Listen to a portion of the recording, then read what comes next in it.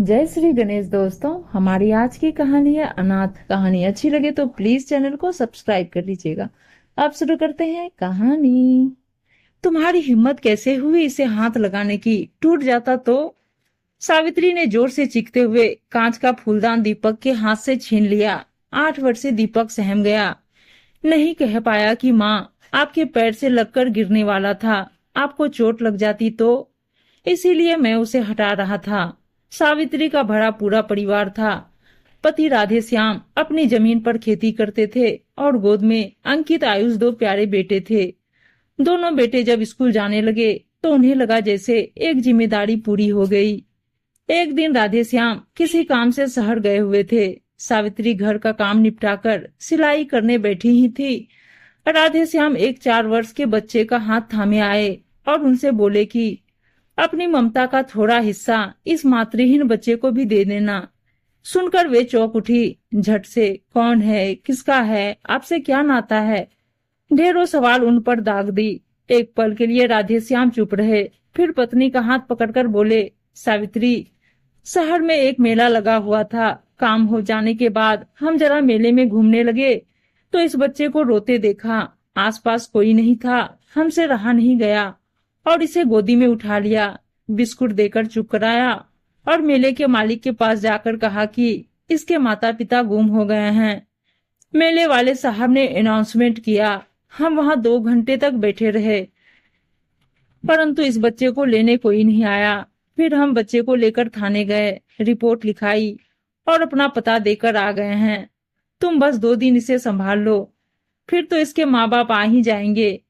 सावित्री अपने पति के स्वभाव से भली भांति परिचित थी, जानती थी कि किसी का दुख दर्द वे नहीं देख सकते थे। उसने बच्चे को नहला धुलाकर आयुष के पुराने कपड़े पहना दिए। 2 दिन बीत गए, बच्चे को लेने कोई नहीं आया। तीसरा दिन भी बीतने लगा, तब उसने पति को कहा, राधे श्याम शहर गया तो थाने भी गया, तब पुलिस ने कहा कि कोई लेने नहीं आया है, अब तुम ही इसके पिता बन जाओ। सच है भी कि इन 2-4 दिनों में उसे बच्चे से लगाव हो गया था। बस अपने बच्चे का नाम दीपक रखकर उसे अपना तीसरा पुत्र मान लिया। लेकिन सुमित्रा नहीं मान सकी। बात बात पर उस मासूम को झिड़क देती और दीपक, वो तो सावित्री को पूरी तरह से अपनी माँ मान चुका था।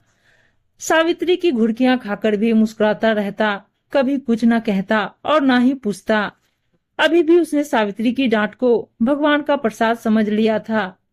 सावित्री के दोनों बेटे कॉलेज की पढ़ाई करने शहर चले गए। 10वीं की परीक्षा के बाद जब दीपक की बारी आई तो उसने पति से साफ कह दिया कि दूसरों पर पैसा बर्बाद नहीं करना है। राधे श्याम शांत स्वभाव के व्यक्ति थे, पत्नी से बहस करना उचित नहीं समझे। सोचा, अच्छा है बेटा मेरे पास ही रहेगा। और इस तरह दीपक पिता के काम को मन लगाकर सीखने लगा। सावित्री के दोनों बेटे पिता से पूंजी लेकर शहर में ही अपना व्यापार करने लगे। सावित्री ने दोनों का विवाह करा दिया कि बहुओं से थोड़ा सुख भोगेगी, लेकिन सोचा हुआ कब पूरा होता है। महीने भर के अंदर ही दोनों अपनी अपनी पत्नी के संग शहर चले गए। सावित्री अब उदास रहने लगी। जिन बेटों के लिए उन्होंने दीपक को नहीं अपनाया, वे ही उन्हें तन्हा कर गए। राधे श्याम भी अब अस्वस्थ रहने लगे तो दीपक ने उन्हें आराम करने को कहकर खेती का काम स्वयं देखने लगा। राधे श्याम ने अपने एक परिचित की बेटी सुगंधा से दीपक का विवाह करा दिया। साल भर के बाद वह एक बेटे का पिता भी बन गया। सावित्री का झुकाव अब दीपक की तरफ होने लगा था। यह देखकर राधे श्याम बहुत खुश थे। एक दिन पोते के साथ खेलते खेलते अचानक उनके सीने में दर्द उठा। दीपक तुरंत उन्हें लेकर अस्पताल दौड़ा। घंटे भर ही सांस चले, फिर हमेशा के लिए उन्होंने आंखें मूंद ली। सावित्री के दोनों बेटे आए, माँ से जमीन जायदाद की बात करके चले गए। दीपक अब उनका विशेष ख्याल रखता था। एक दिन वह खेत से लौटा तो देखा कि उसकी पत्नी सावित्री जी को कह रही थी, माँ जी, जब चला नहीं जाता है तो एक जगह बैठी क्यों नहीं रहती? कभी पानी गिरा देती हैं तो कभी। सुगंधा, ऐसी बात कहने की तुम्हारी हिम्मत कैसे हुई? यह मत भूलो कि वो मेरी माँ है। उनकी छत्र छाया में ही मैं पला बड़ा हूँ। मेरे लिए वो भगवान है। वो जो चाहे हमें कह सकती है, लेकिन तुम नहीं। ये घर उनका है, वो जैसे रहे, जहाँ बैठे, उनकी मर्जी है। दीपक ने गुस्से से पत्नी से कहा, लेकिन मैं तो बस सुगंधा कहती रह गई। लेकिन दीपक ने कुछ नहीं सुना। उस दिन सावित्री जी को एहसास हुआ कि दीपक उनको कितना मान देता है। सही मायने में एक बेटे का फर्ज तो यही निभा रहा है। कुछ दिनों पहले जब उनकी सांस तेज तेज चलने लगी थी तो दीपक कितना घबरा गया था। उनको लेकर अस्पताल दौड़ा था। उनके अपने बेटों ने तो अपनी व्यस्तता का बहाना बना दिया था। एक दिन अंकित आया, माँ से कहने लगा, दीपक को इस घर में लाने वाला तो चला गया, अब आप उसे भी जाने को कह दीजिए। पराये का क्या भरोसा, किसी दिन सब लेकर चंपत। चुप कर अंकित, सुमित्रा जी बेटे पर जोर से चिल्लाई, ऐसा सोचने की तुम्हारी हिम्मत कैसे हुई?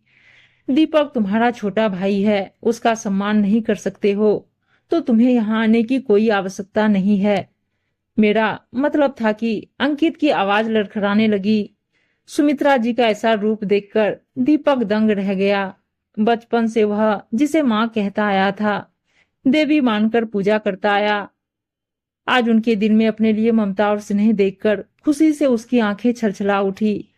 उम्मीद है दोस्तों कहानी अच्छी लगी होगी और अच्छी अच्छी कहानियां सुनने के लिए चैनल को सब्सक्राइब और वीडियो को लाइक जरूर कर दीजिएगा। मिलते हैं अगली कहानी में, तब तक के लिए बाय।